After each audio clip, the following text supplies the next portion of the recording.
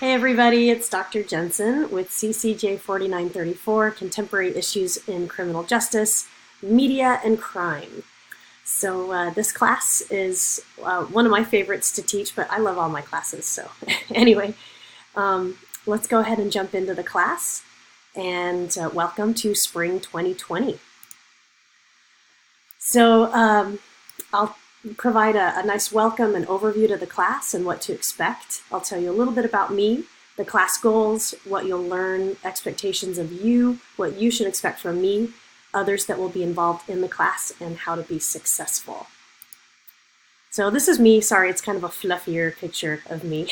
I did my PhD at the University of Oklahoma, and I did 2 master's degrees, one from the University of Louisville and the other from Southern Methodist University. And then I had a bachelor's degree in sociology at Southern Methodist University as well. But I previously taught at Brigham Young, or BYU, for over 7 years, and I was an associate professor there. I eventually migrated to Florida, and I'm here in the Department of Sociology, Criminology, and Law. So my highest rated course is actually Social Statistics and Research Methods, and some of you may have had that course from me already, or are currently taking it, as well as this course. So to me, that one's actually the hardest course in the major. I take a lot of pride in helping my students with that course. It's probably the very, very favorite course that I teach, but it is one I take a lot of pride in, and if I don't see you in there this semester, maybe in a future semester I will. So that's ultimately what really brought me here to Florida was that course. I love data, I love stats. I didn't always love data and stats, but I grew to love it over many, many years. And eventually, I guess I got pretty good at teaching it to people. So I have a lot of fun teaching it, but you'll find kind of data and stats woven throughout my classes, and that's kind of why I'm bringing it up. So you may find a little bit of that here in our Media and Crime course. Okay, so first, I am like you. I recently completed a 100% online degree from University of Louisville. So I've been on the other side of the keyboard. I know what it's like to have to smush in your class studies with work and family and so many things tugging at you, and all kinds of obligations and commitments. So I have recommendations from having that experience. It took me 3 years to finish that master's degree. Plus my field work. I did about 900 hours of field work. But I get it. It is hard. And I was working full time during that master's degree too. So this was in addition to that degree. So I get it. It's hard. It's a lot of work. Just a little bit about my background. I've worked in probation, drug court, health and welfare, juvenile justice, shelters, prisons and jails, sheriff's offices, metro law enforcement, and police academy. So these are places that I have a lot of experience. Some of them I've been an actual employee in those places, and others I've done practice and partnerships on grants and research, and learned a lot about those agencies and what they do and how they have been effective. So I can cover a lot of different places if you're interested and you want to talk advising and career stuff with me. You're perfectly fine to do that. All right, sorry, I keep moving my camera around the screen because my pictures are changing. So I'll go over some expectations of you. Please be very hands-on and active. It's very hard for me to help you if you don't tell me what's going on week to week and where maybe things are confusing or you're struggling, and we can work through some ways to assist or some strategies that you may find helpful. So make sure you communicate often and early for help. I actually have a Google Voice number that I set aside just for my students. This Google Voice number forwards directly to my cell. Yes, you can call your online professor. I actually really like getting phone calls from my students because it connects us a lot better. And I had access to my professors when I was a cardinal at University of Louisville.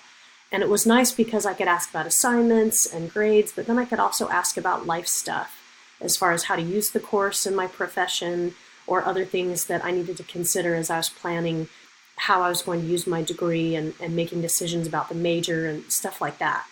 So do not be shy. I've set aside time in my week to talk with you on the phone. So you're welcome to call me. This is a 3-credit class.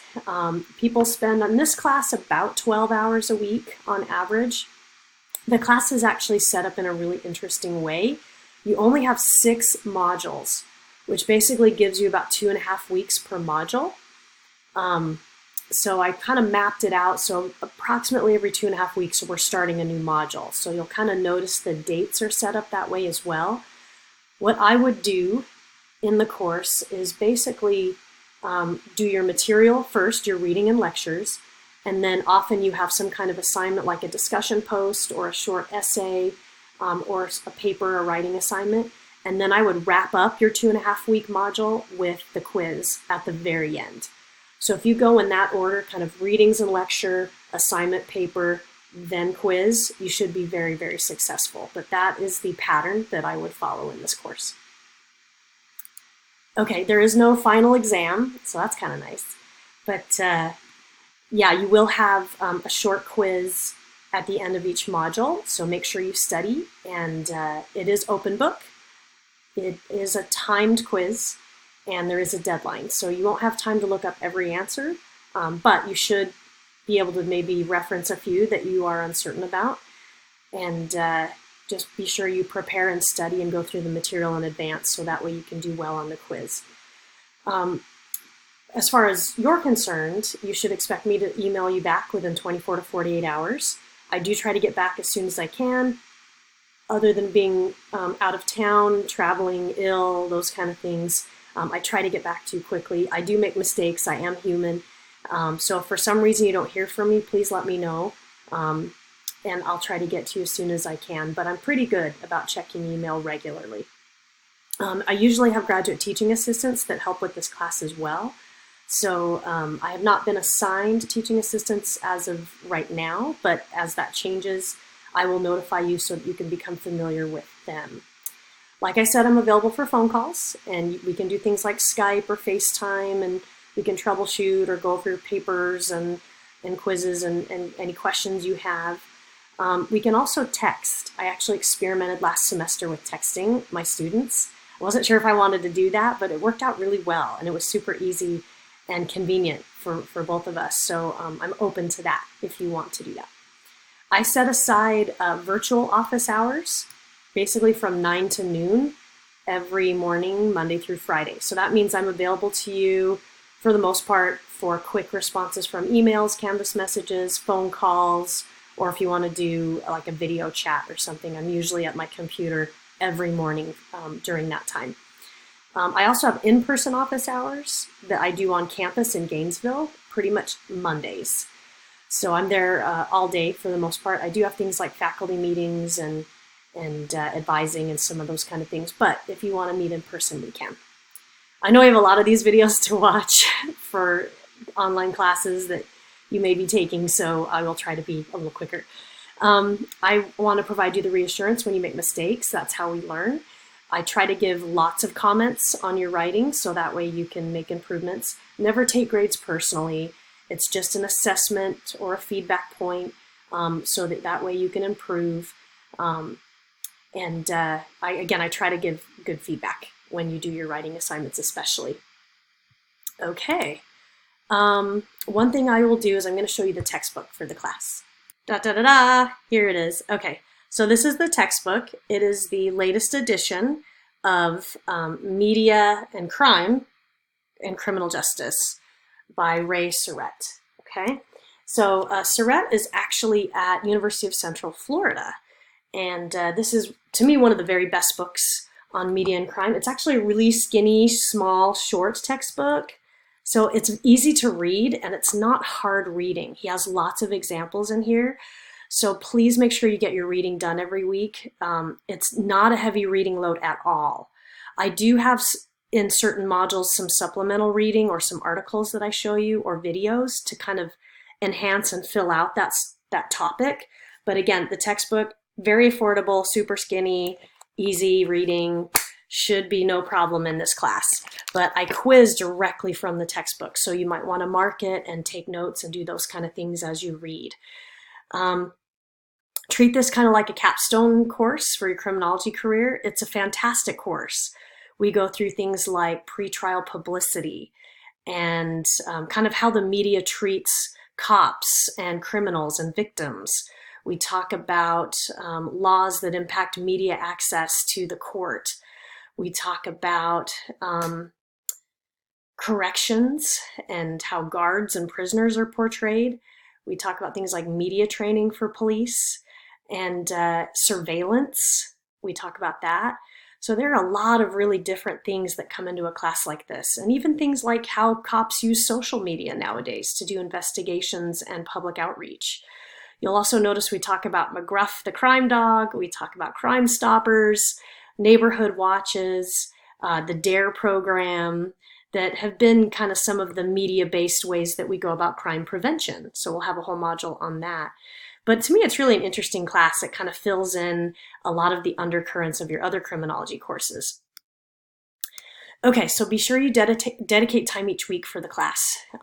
As an online student formally, I did not do as well when my week kind of determined when I studied.